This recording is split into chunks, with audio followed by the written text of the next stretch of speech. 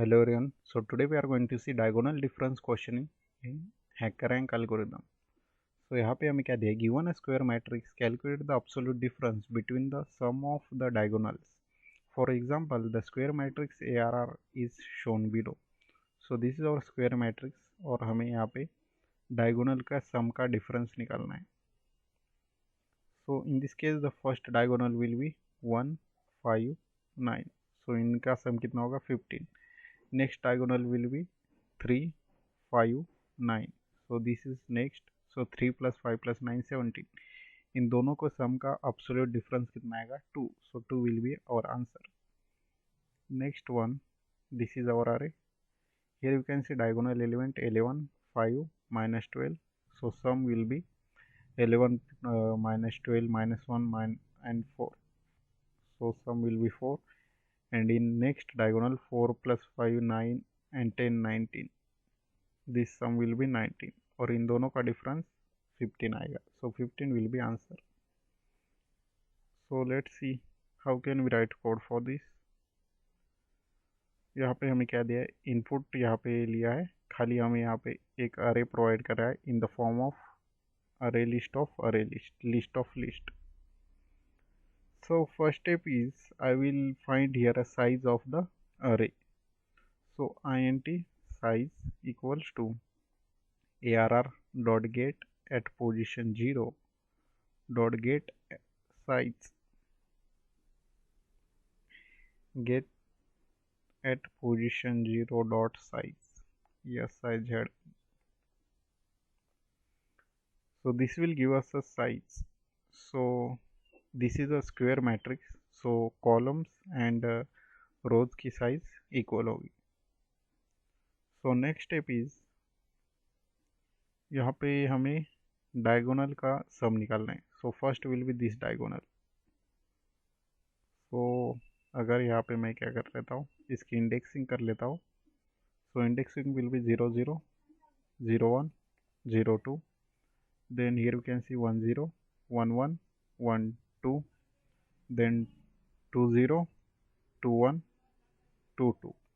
So अगर हम इस डायगोनल को देखेंगे तो हमें सम कैसे मिलेगी, जैसे आई एंड जीरो की वैल्यू सेम होगी, that means this are the diagonal element of first diagonal. So 0 0 same है, 1 1 सेम है, 2 2 सेम है. So in that case we will add जैसे I is equal to J हो जाएगा. So let's write code for this for the सम.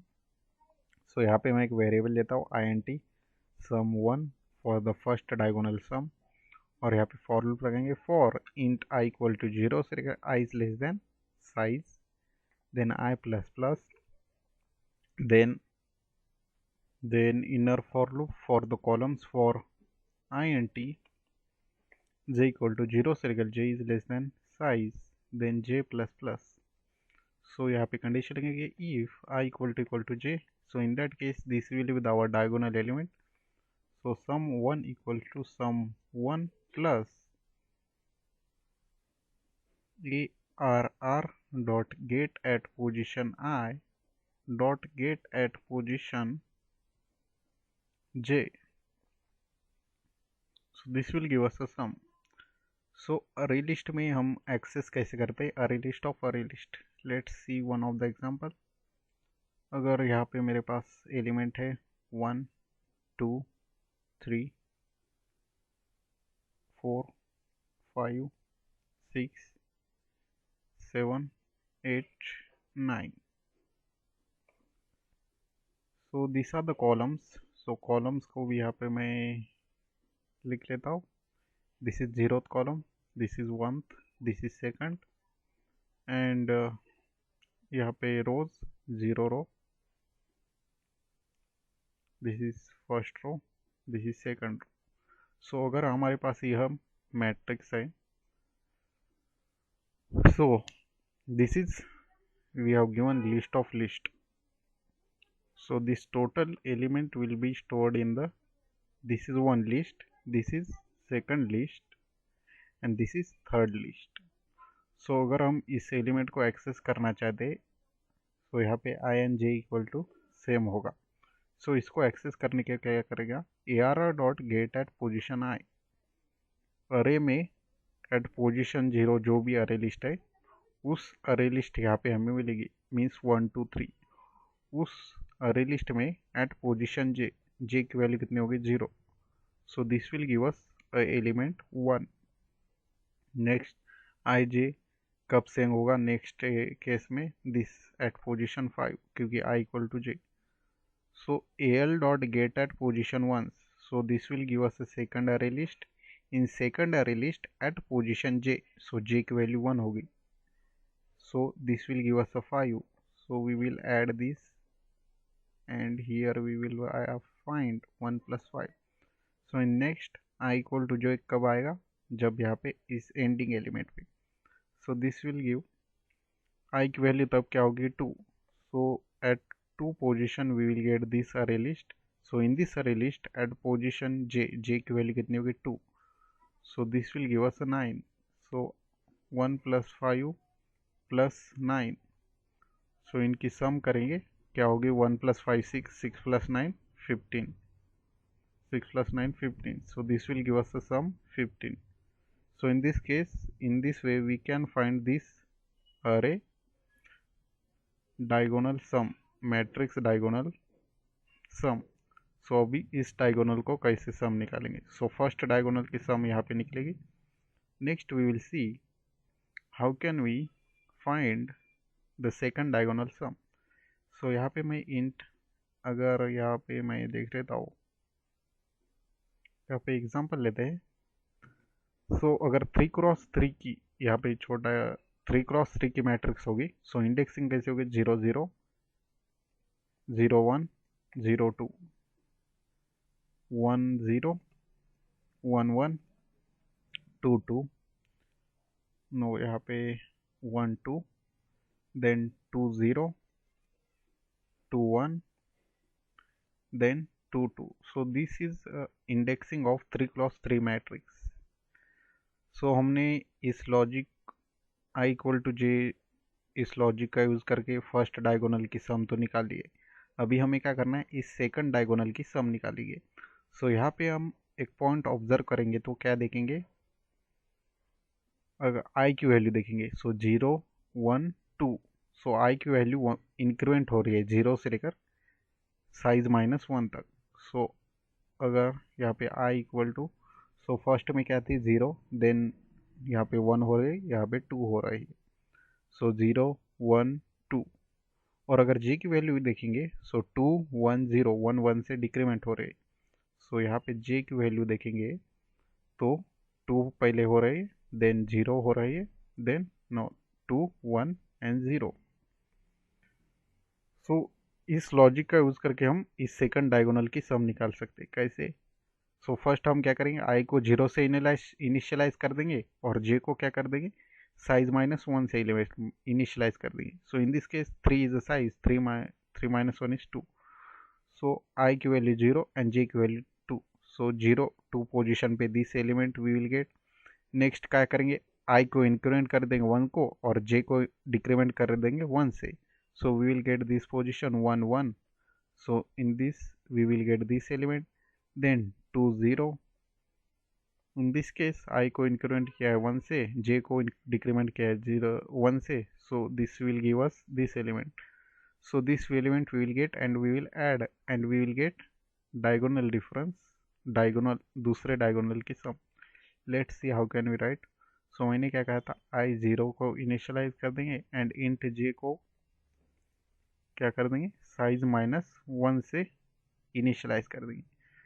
और यहाँ पे क्या करेंगे, while loop, while I is smaller than size and j is greater than -1। In that case अभी second diagonal की sum के लिए int sum to variable equals to 0, यहाँ पे सम 2 में ऐड करेंगे, sum 2 equals to sum 2 plus arr dot get at position i dot get at position j, then i को increment करेंगे 1 से, i equal to i plus 1 and j को decrement करेंगे 1 से, so j equal to j -1, then we will get sum 2. Let's see how this is working.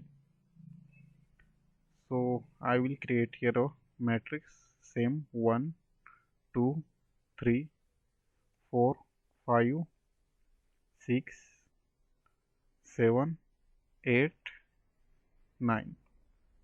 सो यहाँ पे index देता हूँ मैं इसके. सो this will 0 1 2 and the row will be 0 1 0 1 and 2. So आई को यहाँ से इंक्रीमेंट किया है 0, आई को इनिशलाइज 0 से किया है एंड जे को initialize size -1. So this is 2. So I smaller than size है and J is greater than -1 है. सो सम 2. सो आई की वैल्यू 0 है first of all and J की value 2. So in the 0th row and in the second column we can see this is element 3. so sum 2 में 3 add होगा. sum 2 equals to 3. then next अभी i को increment करेंगे. so i की value कितनी होगी? i will be incremented to 1 and j will be decremented by 1. so j value will be 1. so यह element होगा 1 फर्स्ट रो में ar dot get at i dot get at j. First row में first column में 5. सो सम 2 में add करेंगे 5. Next I को decrement करना है, आई को इंक्रीमेंट करना है sorry. So I value will become 2 and J को डिक्रीमेंट करना है. So J value will become 0. So यहाँ पे कंडीशन चेक करेंगे क्या आई स्मॉलर देन साइज है क्या. साइज कितनी थी 3. So I is not smaller than size and j is greater than -1. हाँ है. So j is greater than 0. Sorry यहाँ पे i smaller than size, this is true, this is also true, दोनों true है. So while loop execute होगा. अभी क्या होगा? ar dot get at position 2. So in this array list at position j at position this 0. so this will give us last element. so we will add this plus 7. Next I को increment करेंगे, यहाँ पे 3 आएगा. जे को decrement करेंगे. सो यहाँ पे क्या आएगा? -1. सो यहाँ पे देख सकते हैं क्या आई स्मॉलर देन साइज है क्या? नहीं है, क्योंकि साइज 3 है एंड यहाँ पे आई की वैल्यू 3 है. सो यहाँ से व्हाइल लूप टर्मिनेट होगा और हमारे sum two this second diagonal की यहाँ पे सम हमें मिलेगी. So that is 3 5 10. See 3 + 5 8 + 7 15. So this will give us 18. So second diagonal की सम भी इस तरीके से इस लॉजिक का यूज़ करके हम निकाल सकते. सो सम एंड सम टू तो निकल चुके. अभी क्या करना है? इन दोनों का difference, absolute difference. So return RETURN return absolute difference math dot, यहाँ पे एक इंटीजर में स्टोर करते थे, int answer equals to math dot absolute of sum 1 minus sum 2 and we will return answer RETURN answer. Let's run this code.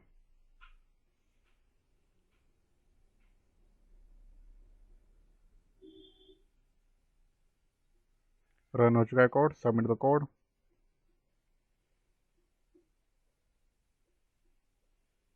Submit हो चुका है. So in this way we can solve this question. So if you don't get this question, you can, what you can do is you can write this code on the paper and take this matrix, one of the matrix, this is a matrix, take this matrix and take the inputs and do the operation like this code, then you will understand. So if you want this code, I will give the link of the code in the description. From then also you can see this code.